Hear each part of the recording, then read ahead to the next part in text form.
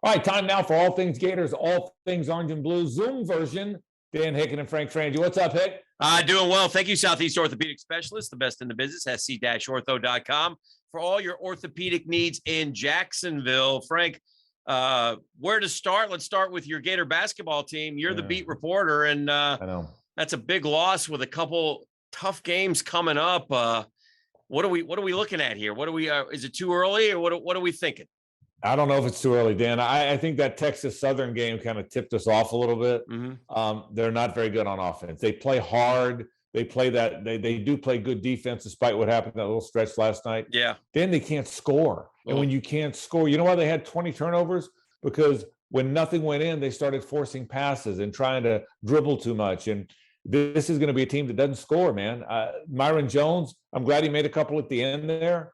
But if he's not making threes and they're not making threes, this is an area you got to make 3-pointers. Yeah. And it looks like a really poor shooting team and a bad offensive team.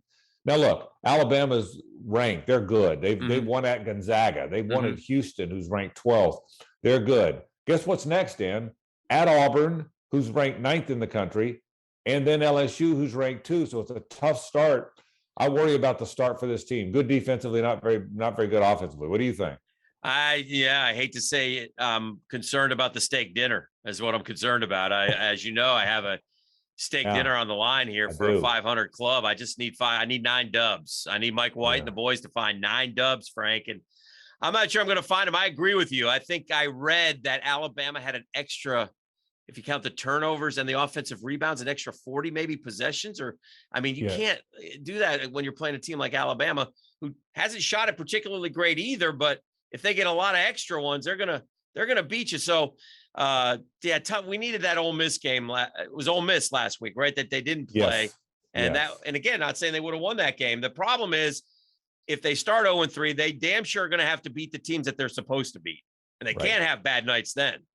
Well, no, I agree with you. They play Auburn twice this year. Lucky them. They play Kentucky twice this year because they always play them twice. Right. And then one game against Alabama, one game against LSU. Those are the hard teams. Yeah. One game against Tennessee. Yeah. But you're right. I thought the same thing you did. They've got to beat Mississippi State and Ole Miss and South Carolina and Georgia, who they play twice.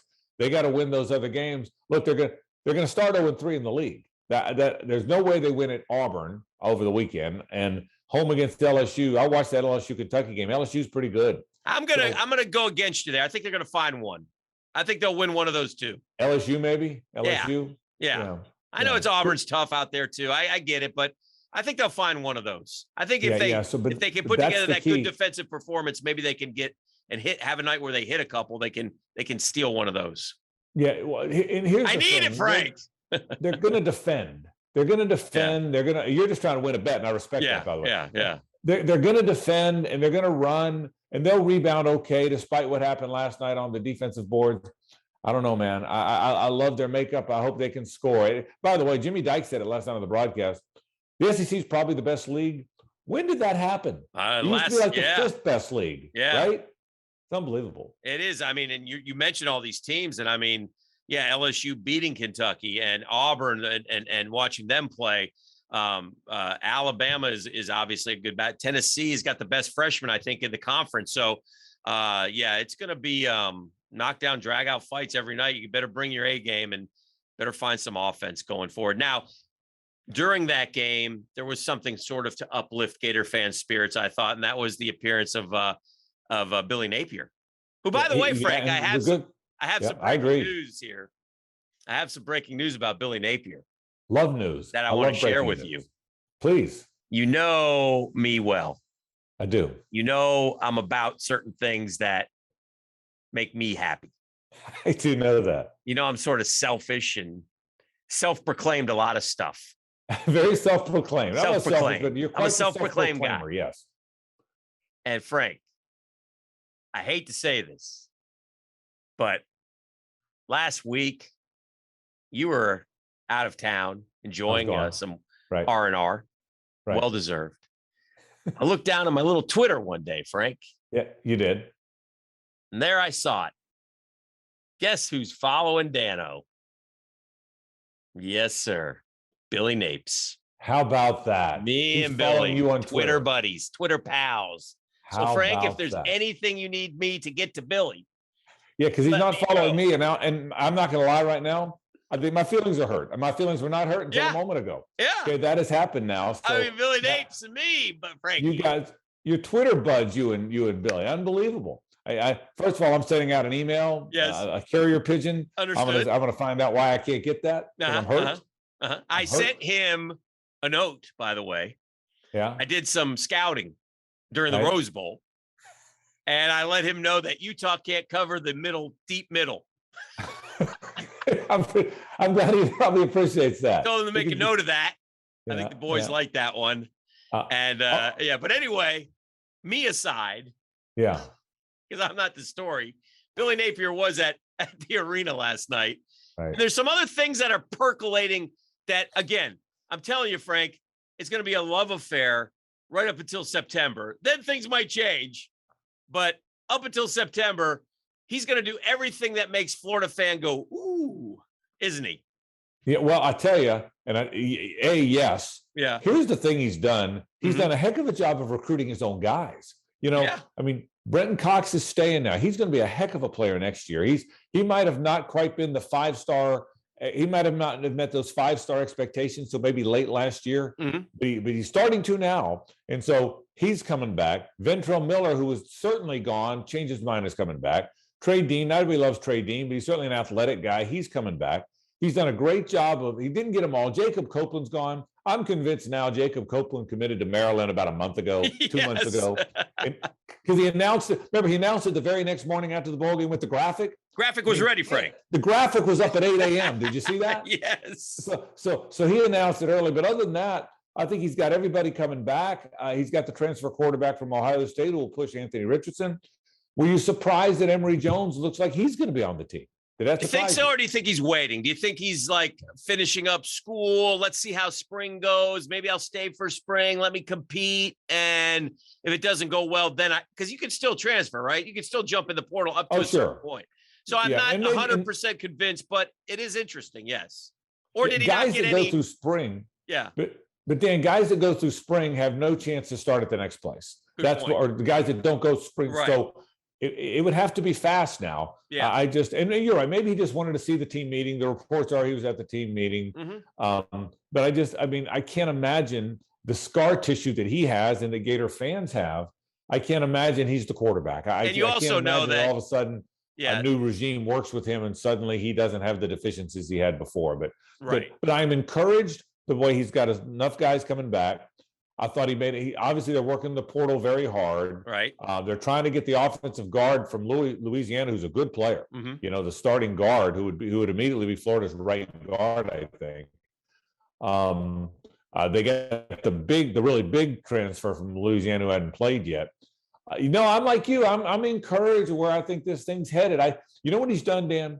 They have recreated. This is the party you want to go to. Florida quit being the party everybody wanted to go to. They got some recruits. And look, they lost some good players that Dan did have coming in. Isaiah Bond among those. Nick Evers, the quarterback. But they've recreated this belief that this is the party you want to get to. And that hadn't been the feeling for a while. And I think he's recreated that. I feel good about that. He also apparently approved the food because I saw a video of that and it looked delicious and yummy. I also read online, and again, I'm not down there, but I guess there was a problem with, and this is at almost every university, where you park and the kids getting parking tickets when they were going to work out. And I think that problem has gone away. So I think there's some good things happening behind the scenes as well with Billy Napier. He's obviously continuing to build his staff and people around the football program. So, and then I expect on signing day, Frank, him to add a few more kids to the program as well. I think he's obviously working that part too. Yeah, I do too. And by the way, if he could make the parking tickets go away, I wish he was the coach when I was a student there. Okay, Amen. He got there too late. I would have loved to have been able to have those parking tickets go away. Yes. No, I agree with you. I think it's going to be, and I'm not convinced they won't have a good. Are you convinced they won't be good next year? I'm not convinced it won't be a quicker turnaround than everybody else thinks. What do you think? That's a great question. Listen. We have this discussion, and I think we have to be patient. Okay, I'm not.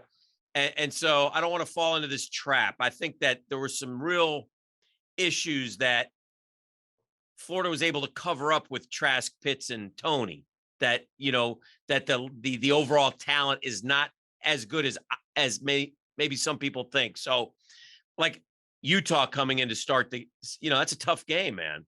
And they return all their guys. I mean, but can we play with Utah? Sure we can. At home in the swamp, his first game, electric. Sure we can. But I wouldn't be Utah probably be the favorite, right? I mean, Pac-12 champions coming in. So I don't know. That's a great question. I really haven't thought that far because I've taken the tact of more of I want him to build this program the right way, and I'm willing to give him a little bit of time to get it there. So that's a good question. But you tend to think that maybe that they will. I saw, and I missed this, but the Louisiana running back also entered the portal. He was pretty good as a freshman. I'm wondering, would his destination be UF too? Yeah, Montel Jordan, I think his name is. He had over 800 yards, and that's to the point we're talking about. Yeah, we'll know better when the portal's over, when the second signing period's over, when we see spring practice. There's no way of telling how good. I don't even know the quarterback's going to be. I don't know what the offense is going to look like. Right. There's so much we don't know. I just don't think he's inheriting a totally bare cupboard. They got some holes, but I think Justin Shorter coming back matters. I think the fact that these defensive guys coming back matters. I think listen. This is a team that lost by 2 points to Alabama. Then I think everything blew up. I know it all blew up. Right. It completely blew up. But if Anthony Richardson's what he looks like he might be, and this transfer quarterback from Ohio State's what he might be, and he pushes him, there's a lot of players that will be on that field from the team was ranked 10th in the nation at one point. Again, I don't have high expectations. I don't expect them to win the East.